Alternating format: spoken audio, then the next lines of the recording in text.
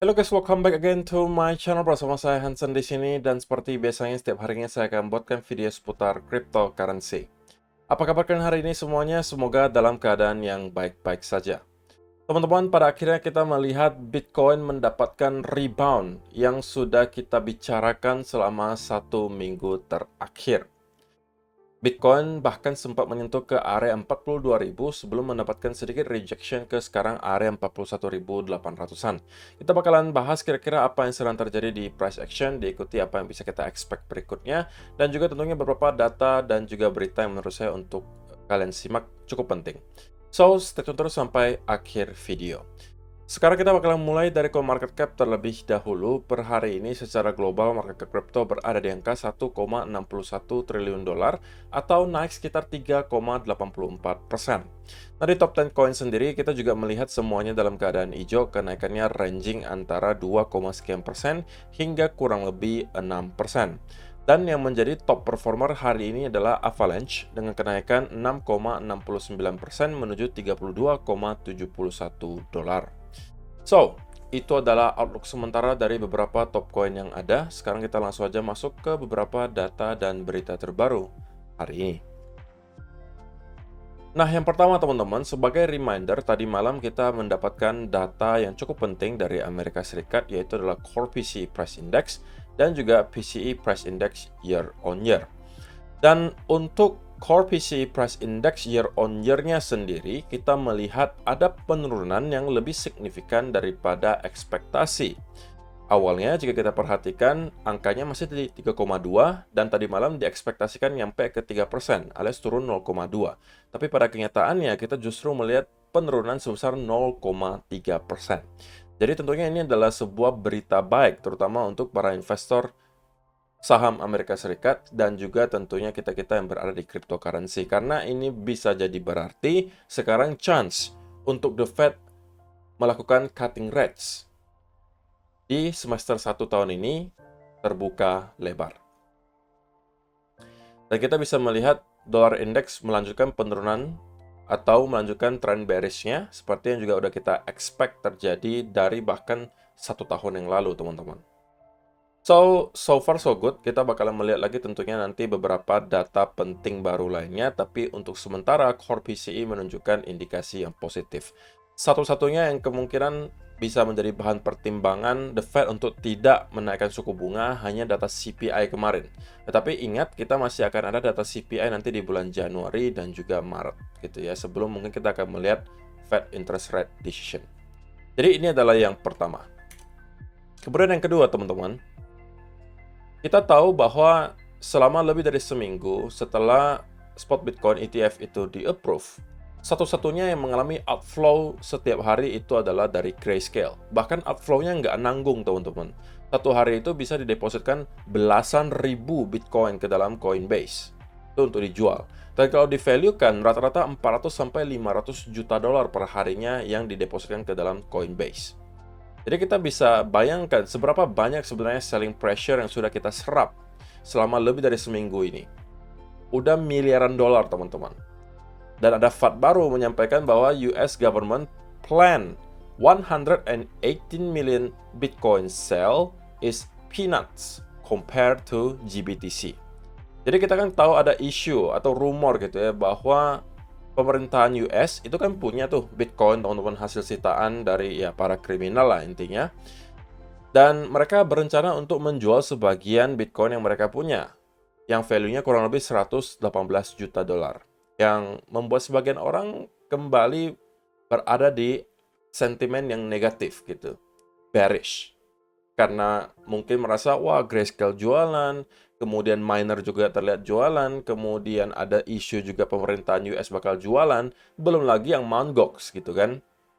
Tapi spesifik untuk US government di sini yang pengen menjual 118 juta dolar dalam bentuk Bitcoin, ya menurut para analis itu cuman kacang doang, teman-teman. Nggak ada dampaknya kemungkinan ke market. Kenapa? Karena kalau kita lihat lebih dari seminggu ini saja, Grayscale itu jualannya lebih dari 118 juta Bitcoin per hari. Rata-rata 400 sampai 500 juta.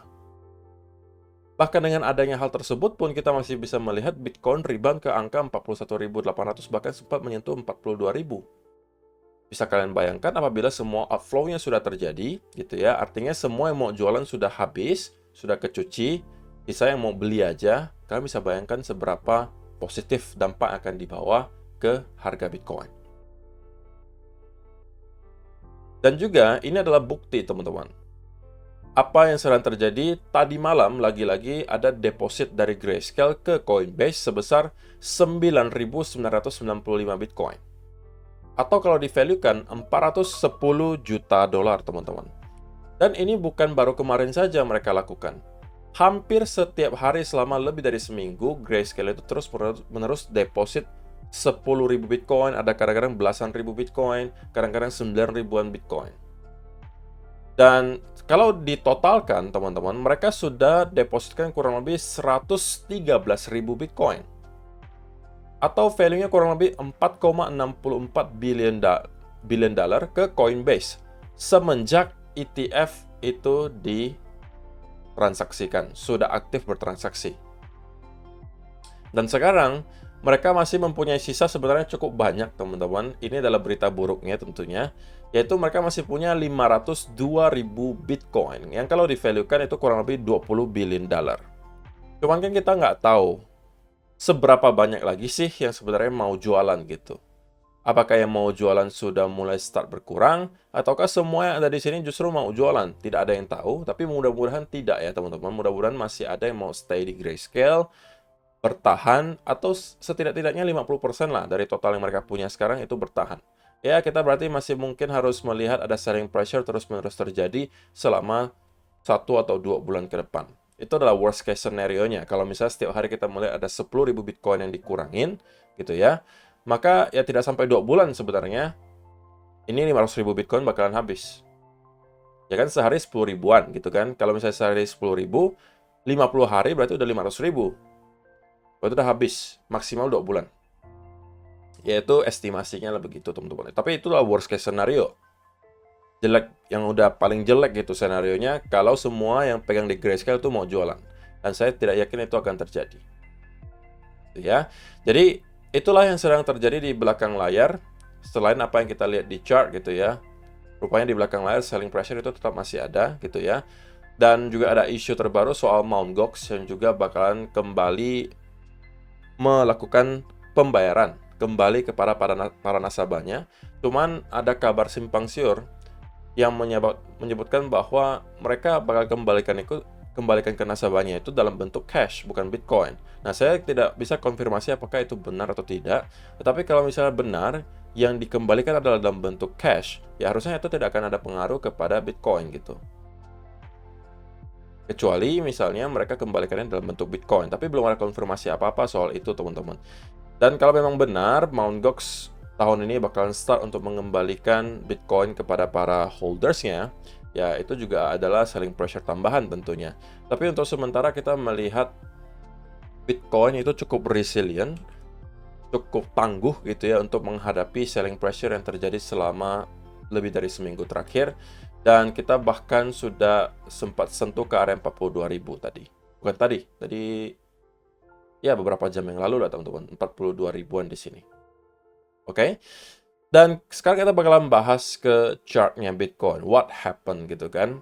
Nah, seperti yang sudah kita bahas di video kemarin teman-teman, bahwa kalau misalnya kalian bertanya secara price action, pure secara price action, saya bakalan katakan saya cenderung biasnya adalah bullish. Kenapa? Karena kita mendapatkan ada rally diikuti semacam konsolidasi. Dan kalau kita mampu break di atas area di sini, maka saya sampaikan di video kemarin, paling tidak kita akan melihat Bitcoin nyampe ke area 41.300 sampai 41.500-an. Nah, kita menyentuh ke area tersebut sebelum mendapatkan sedikit koreksi kalau kalian perhatikan di sini. Kita kesulitan sedikit di area tersebut. Dan kemudian break di atas area tersebut dan menyentuh 42.000. Nah, lalu pertanyaannya teman-teman, apa yang akan terjadi berikutnya? Itu mungkin yang lebih penting, yang lebih teman-teman mau dengar gitu kan. Nah, kalau misalnya kita lihat di 4-hour chart, teman-teman, tentunya ada beberapa indikasi baik. Walaupun belum semuanya baik ya. ada satu indikasi baik bahwa kita melihat buying pressure ini pertama terlihat cukup kencang. Oke. Yang kedua, kita sudah berhasil untuk close 4-hour candle di atas area yang menurut saya merupakan minor resistance di 41.400 sampai 500-an di sini. Tapi saya rasa dari area di sini kita kemungkinan akan sedikit kesulitan teman-teman, karena kita akan kembali menghadapi area major trend line di sini yang sebelumnya merupakan area major support, sorry. Kita sekarang kembali dalam tahap retest. Nah, kalau misalnya ternyata kita reject dari sana, teman-teman, dan start untuk kembali rebound, nah sekali lagi, ini adalah peluang yang saya tunggu untuk dapat masuk ke berarti setup inverse head and shoulder, teman-teman. Atau kalau misalnya kita memang akan mendapatkan break di atas area trendline di sini, dan start untuk mendapatkan bull flag katakanlah, ini juga tetap akan saya manfaatkan. Jadi intinya apa? Karena kita sudah mendapatkan ada satu atau bahkan dua indikasi baik. Pertama, kita mendapatkan selling buying pressure yang cukup besar di sini. Yang kedua, kita sudah mampu break lagi di atas 41.000 seperti yang saya mau terjadi. Saya sampaikan ini di video beberapa hari yang lalu. Jadi sudah ada dua yang sesuai dengan keinginan saya. Yang sekarang tinggal saya tunggu adalah semacam konsolidasi dan juga continuation pattern. Nah, pertanyaannya, apakah konsolidasi yang akan kita lihat dari sini, ataukah konsolidasinya baru akan kita lihat ketika kita sudah mampu break di atas area trendline ini? Keduanya akan saya manfaatkan. Tapi tentunya lebih baik adalah yang ini, teman-teman. Kenapa? Karena kalau misalnya dari sini, tentunya risk to reward ratio-nya akan jauh lebih baik dan kita menargetkan seminim-minimnya nyampe ke area $44.000. Kalau ini mampu kita break, kita akan kemungkinan mencoba untuk membuat semacam V-shape recovery. Tetapi scenario V-shape recovery untuk sementara menurut saya probabilitasnya belum terlalu besar gitu ya, atau setidak-tidaknya belum ada indikasi yang besar akan terjadi hal tersebut. Jadi semua yang kita lihat di sini, saya masih expect adalah hanya semacam pullback untuk kemudian kita mendapatkan konsolidasi yang lebih besar, teman-teman. Karena sekali lagi saya sampaikan ini sudah berkali-kali di 1 minggu terakhir bahwa kita kemungkinan akan masuk ke fase yang cukup membosankan kemungkinan selama beberapa bulan ke depan karena kita akan membentuk konsolidasi yang besar. Konsolidasi ya bisa bentuknya bermacam-macam ya teman-teman, bisa aja bentukannya seperti ini, oke, bisa aja bentukannya dalam bentuk 3 wave, ya kan? Bisa aja kita katakanlah membentuk semacam symmetrical triangle besar. Manapun itu bisa memakan waktu berbulan-bulan teman-teman sebelum kita akhirnya breakout. Atau kalau misalnya mau contoh yang lebih real, itu mungkin ekspektasi saya adalah modelnya seperti ini teman-teman. Konsolidasi besar ini yang saya maksud. Dan ini bisa menjadi tahap berikutnya di mana kita konsolidasi. Sebelum pada akhirnya kita akan kembali mendapatkan momentum dan break di atas area resistance yang menurut saya menjadi raja terakhir, itu di 50 sampai 52.000 dolar. Sama seperti yang kita pernah sampaikan dan juga bahas di S&P 500 sebagai area resistance atau raja terakhir. Kalau sudah mampu dikalahkan, saya rasa kita akan dalam waktu yang sangat singkat kembali menuju ke area all time high. Nah, kalau kasusnya untuk Bitcoin, saya rasa itu adalah di 50 sampai 52.000 dolar.